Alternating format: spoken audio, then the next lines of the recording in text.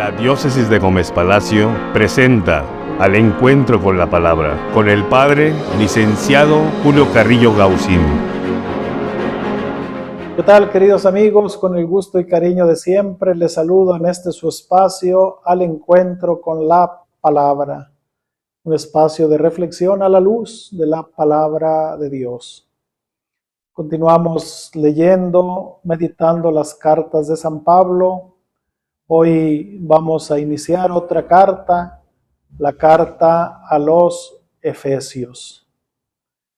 Hablemos un poco de esta comunidad o de este lugar, Éfeso, para valorar y entender mejor esta carta. No sabemos bien a quiénes se dirige esta carta. La razón es que hay manuscritos muy antiguos que no contienen la palabra Éfeso.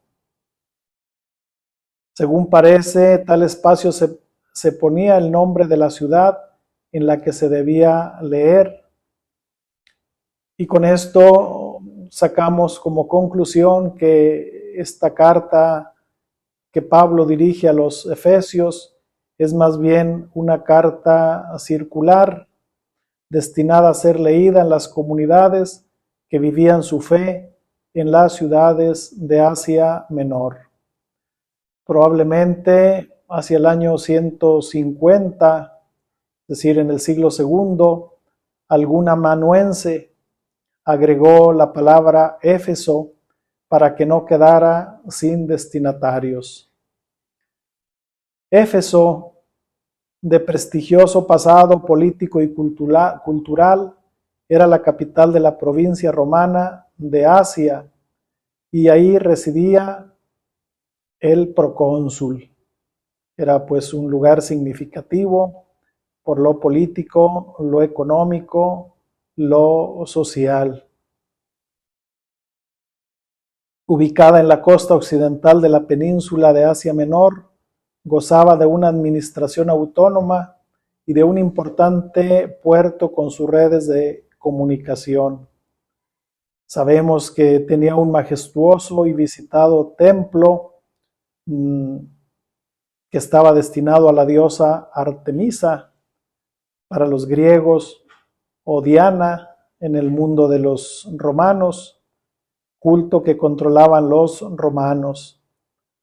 Cuando Pablo visita la ciudad a la final del segundo viaje misionero, ya existía ahí en Éfeso una pequeña comunidad de discípulos.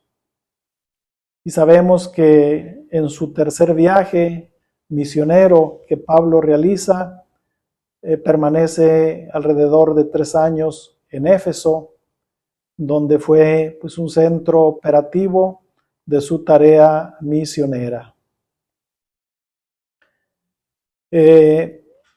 Esta carta a los Efesios no se escribe directamente para esa pequeña comunidad, para la comunidad de judíos, los pocos judíos que vivían en Éfeso, sino que es una carta escrita para los no judíos que ya se habían hecho cristianos y que pertenecen a lo que llamamos la segunda generación, es decir, aquellos cristianos que vivieron entre los años 70 y 110. La mentalidad de estos pagano cristianos es la mentalidad propia de los que viven en una ciudad.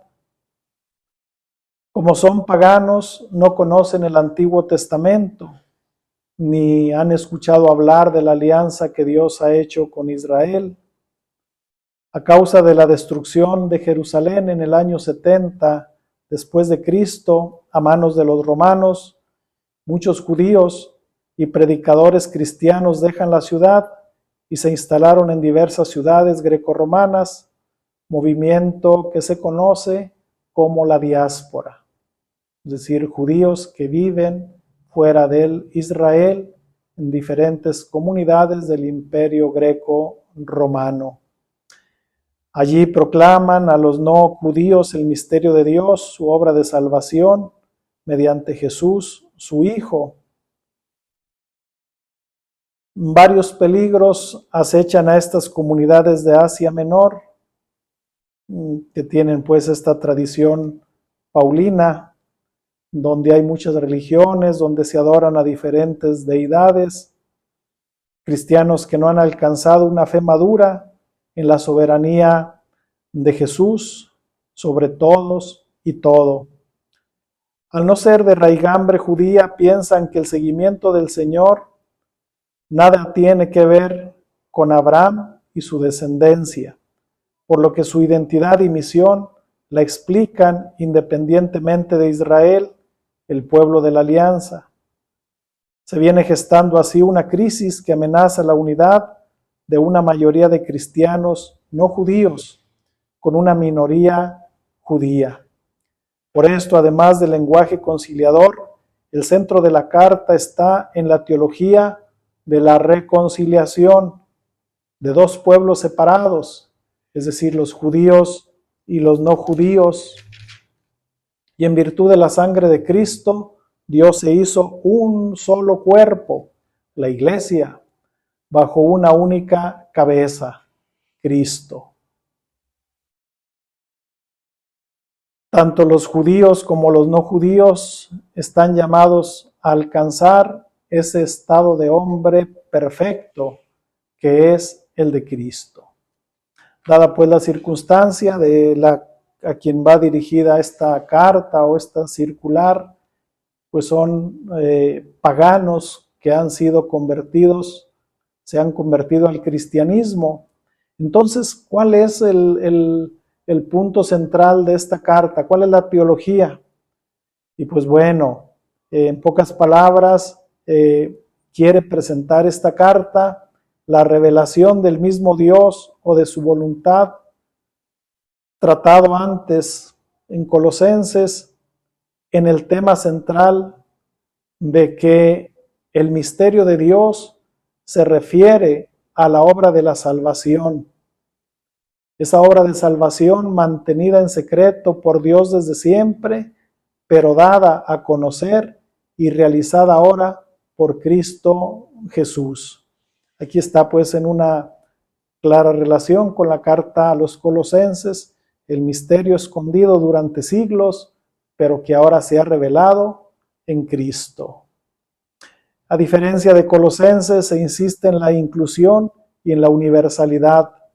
La obra de la salvación es una obra de reconciliación entre judíos y paganos, pues Dios ha derribado el muro que separaba a ambos pueblos y los incorpora a un único cuerpo, el de Cristo, que es la iglesia. Un tema pues tan actual como en vez de derribar muros, seguimos construyendo barreras, construyendo separaciones. Ya la carta indica cómo Cristo ha venido a quitar los muros que dividen a los pueblos. Ojalá algún día el presidente de los Estados Unidos leyera y creyera en esto que dice San Pablo. Pero bueno, la cristología de nuestra carta a los Efesios habla pues que Cristo es la cabeza. Cristo es el Señor exaltado y entronizado en el cielo junto a Dios, por lo que todo le está sometido. Cristo es la plenitud que llena todo el universo y solo Él puede hacer que todo alcance la condición de nueva criatura. Cristo lo recapitula todo. De aquí pues la importancia de esta enseñanza, de esta teología que nos deja la carta a los Efesios. ¿Qué podríamos decir de su composición? Lo más seguro es que esta carta no pertenece directamente al apóstol Pablo, es decir, no la escribió él, sino algún discípulo, y es lo que llamamos escritos o cartas deuteropaulinas, que se escriben después de Pablo, pero tienen todo el estilo, tienen todo el espíritu, la teología del apóstol. Podremos decir que se escribió en Asia Menor entre los años 85 y 90 después de Cristo. Entonces, pues bueno, es una carta interesante que la presentan así desde la prisión, pero un mensaje en nombre de Pablo. Pues bueno, ojalá esta pequeña introducción nos ayude a entender, a valorar mejor este escrito. Síganos pues en nuestras redes sociales, página de Facebook y de YouTube de la Diócesis de Gómez Palacio, la cuenta personal de un servidor en Facebook, Julius Carrillo, todos los viernes, desde temprana hora, ahí estamos. Y la bendición de Dios Todopoderoso, Padre, Hijo y Espíritu Santo, los cuide y los proteja siempre. Amén.